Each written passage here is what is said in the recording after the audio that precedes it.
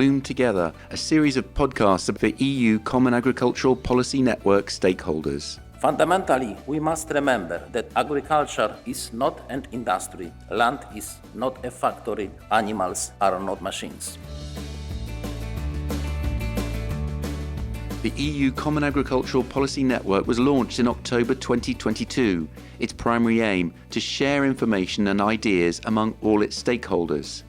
This is an EU CAP network podcast, part of the Bloom Together campaign, all about providing insights into specific agricultural rural development issues and showcasing the diversity of stakeholders. Today, we're discussing soil health.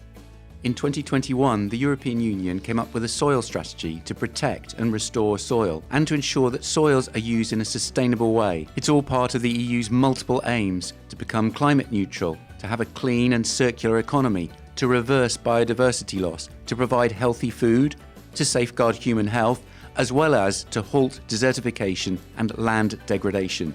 Soil contains over 25% of all living organisms on the planet, making it an essential ecosystem that needs to be protected. If we don't look after the soil, the cost is expected to be high. A new EU soil health law due to be proposed in 2023 is just one example of ongoing European Commission work in this area. Gaëlle Marion is currently Head of Unit for Environmental Sustainability of Agriculture at the European Commission's Directorate General for Agriculture, DG Agriculture. Her previous roles have included being Head of Unit for Rural Development and Deputy Head of Unit for Direct Payments to Farmers, the unit in charge of direct payments to farmers as part of the Common Agricultural Policy, the CAP. Bearing in mind that our audience is CAP network stakeholders, what is soil health? Why is it important, and what are some examples of agroecological practices? La santé des sols, ça va jouer sur la quantité, la qualité et la diversité. Soil is part of the production means of most of our food. So the quantity, the quality and the diversity of our food depends on the health of our soils. There are many advantages in keeping our soils healthy.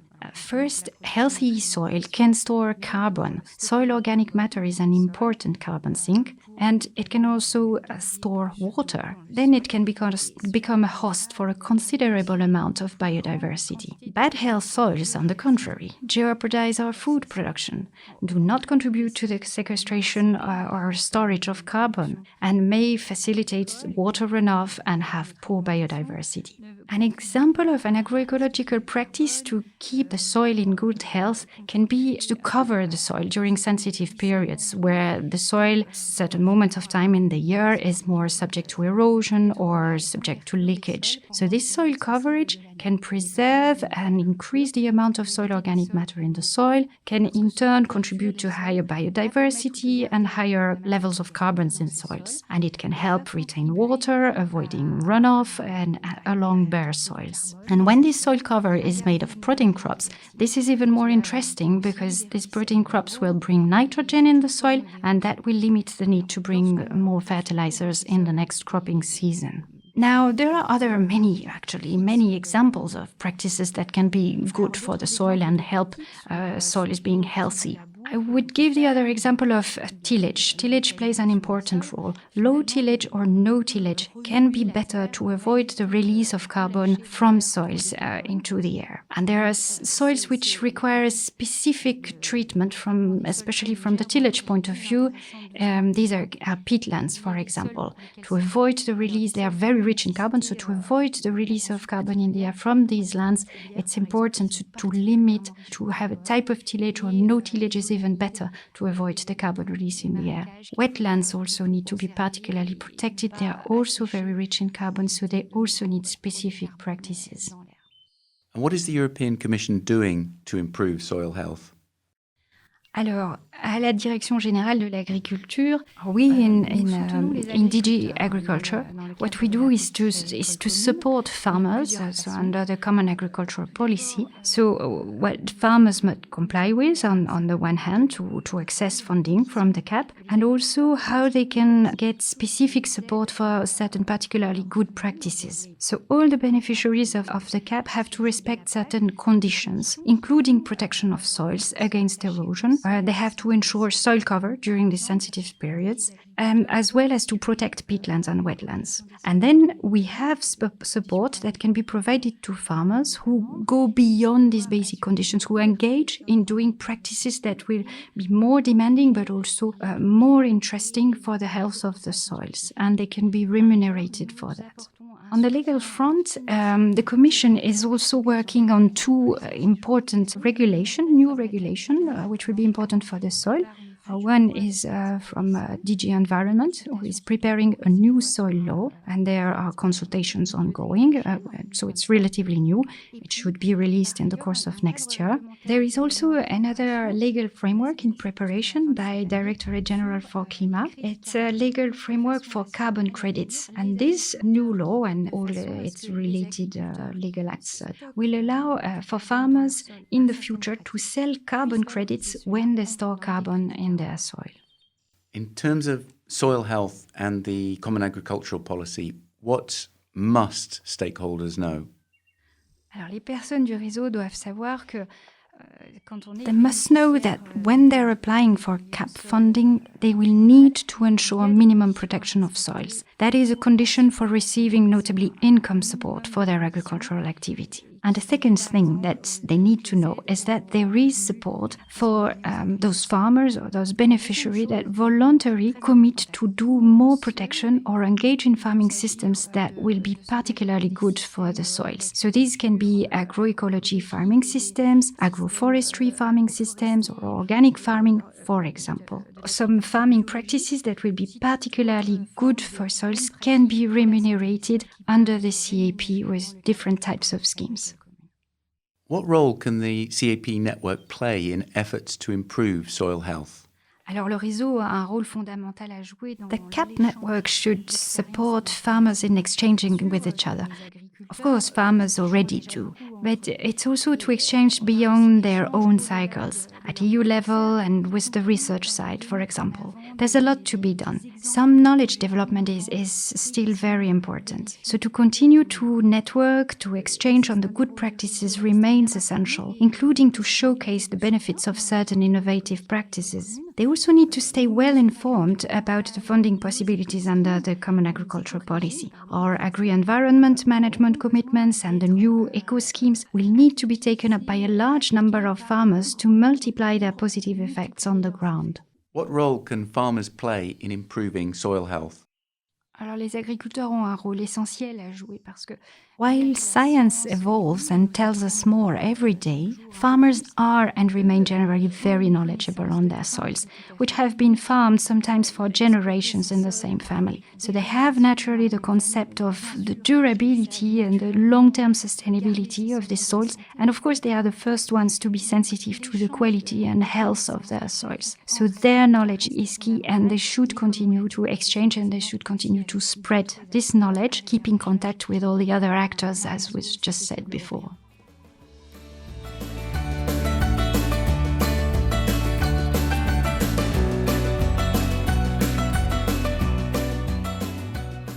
Katrin Noorkõiv is an economist in terms of her background. She was a member of the Agricultural European Innovation Partnership, EIP-AGRI focus group, looking into the profitability of permanent grassland. Her experience includes working for Estonia's Ministry of Agriculture and building up the paying agency in Estonia. She started her own farm in 2004, gained experience breeding cattle, and in 2017 set up a business based around a butcher's shop and a restaurant. Bearing in mind the audience of CAP network stakeholders, what are agroecological practices and how can soil health and soil biodiversity be tackled through agroecological practices? Tere! Mina olen talunik, kes kasvatab oma loomi taastava põllumajanduse printsiipe jälgides. Hi, I'm the farmer who is raising my animals, taking into account the principles of regenerative agriculture. So I think firstly we have to realize that soil does not exist in a vacuum without animals. Animals are a natural part of the ecosystem. Beef cattle are herbivores, so they satisfy their nutritional needs and acquire necessary water for eating green plants. So via that they prevent the pasture for overgrowing. In this process, they also leave their natural fertilizer on the pasture, improving the soil organic matter. So they are trampling between the pastures, which helps to reseed the grass. Cattle have an extraordinary system of digestion. They are able to digest cellulose, which humans are not able to. And yes, indeed, in this digestion process, they leave between methane, but this scientists are calling nowadays old carbon in its natural cycle. From this same carbon, new plants will grow, and thus the natural cycle begins again. Additionally, keeping and grazing animals, this ensures better soil health and biodiversity, as well as a healthy life for humans. Only the symbiosis of animal and soil can produce essential amino acids that fuel human bodies. Do you have one example of a good agroecological practice? Yeah, ma juba rääkisin mulla ja loomade symbioosist. Yeah, I already talked about the symbiosis of soil and animals, but there is a distinction to be made between different methods of grazing. To ensure soil health in the best way, the cattle must be grazed rotationally. The most important factor for plant growth and through that to the soil health is the period of recovery, which can only be achieved by rotating pastures. If animals stay on one plot or paddock for too long, they start eating the sprouts of new plants, eventually rendering the pasture unfertile. This phenomenon is also called overgrazing, and it is detrimental to soil health. The correct way to do this is to let the animals graze until a certain healthy point, then moving to another paddock. This allows the previous pasture to recover, grow new, and animals can return. This recovery period cannot be set as a kind of a uniform measurable standard, as the soil, climate, weather can differ in different regional places. So, for example, in Estonia, the period of recovery can range from 14 days in the spring to 15 days nearing autumn. So it is the task of the farmer to know their pastures and to be able to make a decision on case-by-case basis. Can you tell us about a specific good practice that you've learnt about, used on your farm or in your business to tackle soil health and soil biodiversity? Ja, nagu ma ütlesin, siis mina kasvatan oma Yes, my grazing method is rotational. In theory, the rotational method follows an ancient practice, as the animals naturally follow the path towards food, always returning to the starting point. For them, newer and fresher food is an instinctive priority. This in turn ensures evenly grazed pastures. If they stay on one paddock for too long, they will firstly eat the plants they are more interested in and trample the rest. My animals spend 2 to 5 days on a given paddock on average. There are no definable rules for this practice. For example, I have a 25 square hectare pasture, what I have divided into 16 paddocks, taking into account that they have the access to the natural water. My 4-year experience of rotational grazing has shown that, firstly, by the rotational grazing, the number of cattle on a given paddock or pasture can be almost doubled. I'm grazing my pastures 4 times during the grazing period. Also, rotational grazing allows for a longer period of grazing altogether, so we save money on wintertime feed for the animals. Thirdly, by rotational grazing, we are minimizing the potential drought damages on the pasture. Healthy soil will keep producing rich biomass.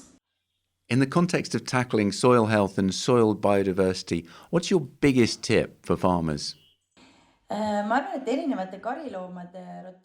Let's say that the status quo of today has shown that grazing cattle in the rotational way keeps carbon in the soil. And this provides an opportunity for farmers who are growing cattle, sheep or goats to profit from the envisaged carbon credits plan. This is a great initiative, because it may ensure additional income for the stakeholders. This would be a reasonable way to reduce and also redistribute the taxpayer money by way of agricultural subsidies that are distributed between the stakeholders. What role can the CAP network play in improving soil health and soil biodiversity? I think it is important to have a bottom-up approach, to provide a network where farmers have access to communicating and sharing ideas with each other, but also an opportunity to learn from experts, scientists. It is also vitally important to have accessible information to current and upcoming agricultural policy initiatives, regulations, requirements, as well as the latest innovation. Here I consider the role of the CAP network very important.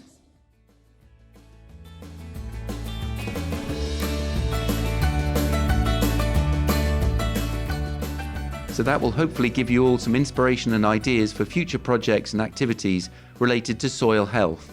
We'll be back with the next episode of the Bloom Together podcast series soon. Meantime, keep following us on Twitter and help us expand the EU CAP network by telling everyone about it and about this series of podcasts.